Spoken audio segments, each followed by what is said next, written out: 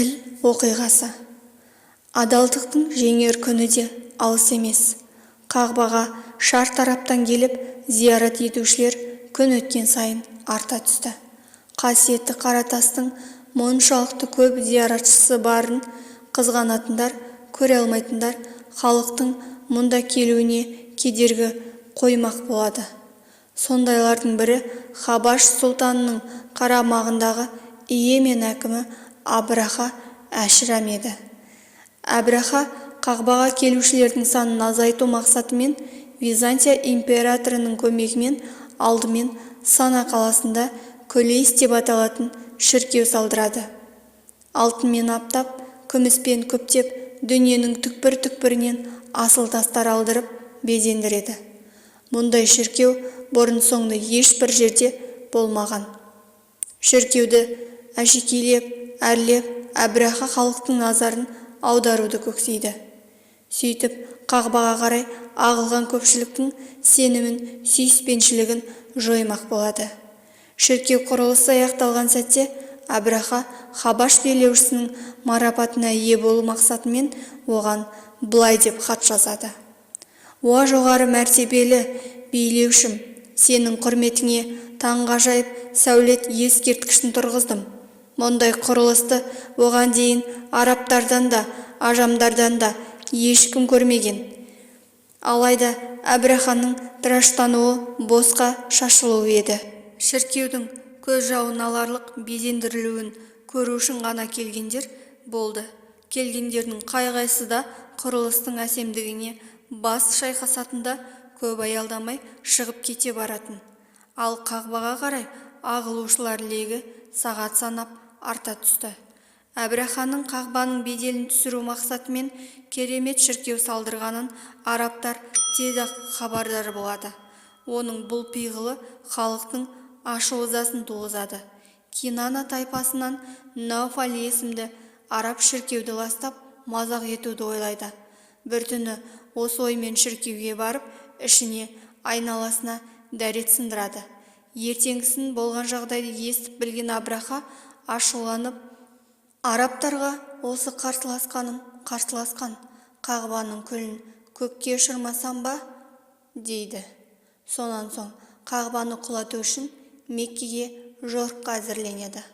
Хабаш билеушісінен бүкіл дүниеде атаңызға айналған Махмұд атты пілді сұратып алдырады. Әбраха әскерін жан-жақты дайындайды. Меккеге жолға шыққанда өзі Махмұдқа мініп қол бастайды.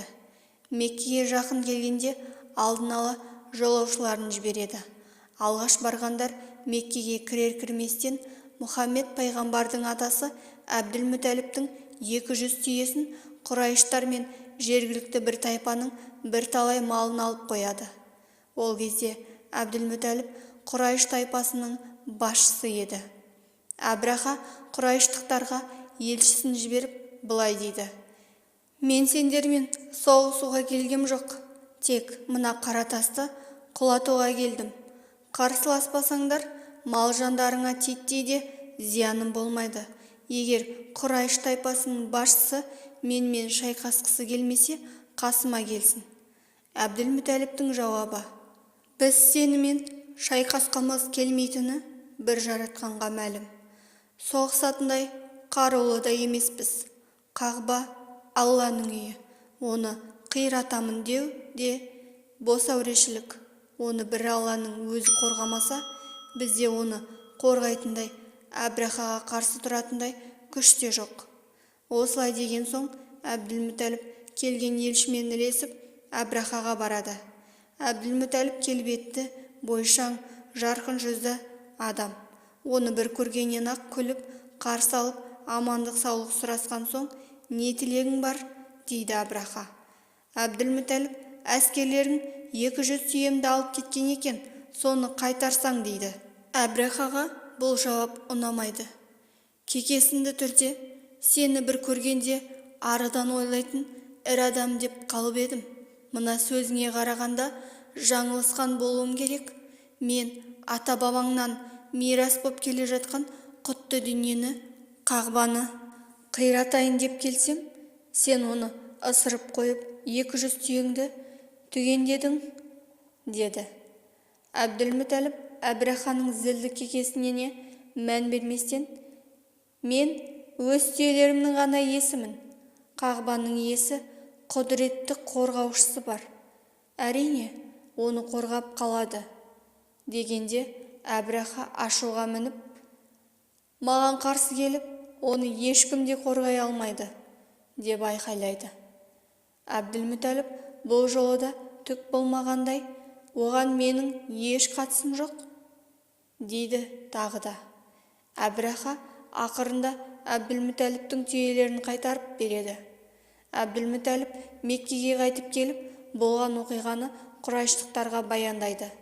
Сонан соң қайтқан малда қайыр бар, деп 200 түйесін жаратушының жолында құрбандыққа шалмақ болып, белгі соғып қоя береді.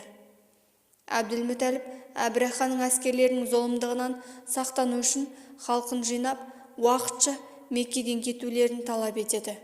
Өзі де бірнеше адамымен бірге Қағбаға барып, есігіне сүйеніп тұрып, «Уа жаратқан ием, сен сақтағанды сақтайсың. Құлдарың осылайша сақтанып қорғанбақшы. Сен де өз үйіңді залымдардан қорғағайсың. Зұлымдық ойлаушылар жеңіліс тапсын», деп жалбарына дұға етті. Мекке босатылды. Халық тау мен тасты паналап, Әбраха әскерінің шабуылын сырттай бақыламақшы. Мекке мен Қағба қайғылы, құрайыштықтардың жүзі солғынды. Әскер әзірлігі тамамдалды. Бірақ тағы бір таң атты. Меккеге баса көктей кіріп, Қағбаны жермен жексен етуге Әбраха әскері сақадай сай, тек бір бұйрықты күтуде еді. Милади 571 жылы Мұхаррам айының 17-сі жексенбі. Әскер шабуылға енді кірісейін деген сәтте Әбраханың бағдар көрсетушісі, жолбасшысы Нуфайл ибн Хабиб есімді адам алып біл Махмудтың құлағына иіліп сыбырлады. «Шөк, Махмуд, шөк, аман-есен тұрғаныңда келген жолыңмен кері қайт. Сен Алла тарапынан қасиетті саналған аймақтасың». Осылай дейді де, өзі тауды бетке алып кетіп қалады. Нуфайлдың сөздерінен соң піл тұрған жерінде шөкті. Әскерлер оны қанша тұрғызбақ болса да, орнынан жылжыта алмады. Еменге бақытта пайдаса ештеңе болмағандай шабатын піл Шамға қарай да, шығысқа қарай да қайқаңдай жөнеледі. Бірақ бетін Меккеге бұрғанда әл дәрмені біткендей шөгіп жата қалады. Ел-жұрт бұл оқиғаға таң тамаша боп аңтарылып қалды. Дәл сол сәтте құдіретті күшті Алла тағала Құранда әбәбил деп аталатын құстарды топ-тобымен теңіз жақтан Әбраха әскерінің үстіне ұшырып қоя береді. Тұрқы кішкене ғана түрік қарлығашқа ұқсайтын әбәбилердің әрқайсының аузында бір-бірден тістеген, аяқтарының арасында екі-екіден қыстырған үлкендігі бұршақтай тастары бар еді. Олар осы тастарды келген беттерінде әскерлердің үстіне жаудырып кеп жіберді. Тас тигені тигендей сулап түсіп өліп жатты. Әп-сәтте не болғанын аңдамаған әскерлер айнала құлаған адамдар мен жануарларды көргенде бет алды қаша бастайды. Әбраха әрең дегенде құтылады. Алайда тас тиген денесінің жарасы жазылмай, ақыры арманына жете алмай, о дүниеге аттанады. Қағбаға шабуыл жасаудан бас тартқан үшін Махмуд атты піл аман қалады. Алланың жазуымен әбәбилдер ұшып кеткен соң, сол төңірекке нөсер жаңбыр жауып, өліктер мен қалдықтарды жуып шайып әкетеді. Ұлы Раббымыз Құран кәрімнің піл сүресінде бұл оқиға жайында былай баяндайды. Раббыңның пілдермен келген әскерге не істегенін көрмедің бе? Олардың айла амалдарын түкке тұрғысыз етіп, іске асырмай тастамады ма? төбелеріне топ-тобымен әбәбел құстарын жіберді. Оларға піскен топырақтан тас жаудырды. Ақырында оларды шұрық-тесік болған егістік жапырақтарындай қылды. Піл сүресі 1-5 аяттар.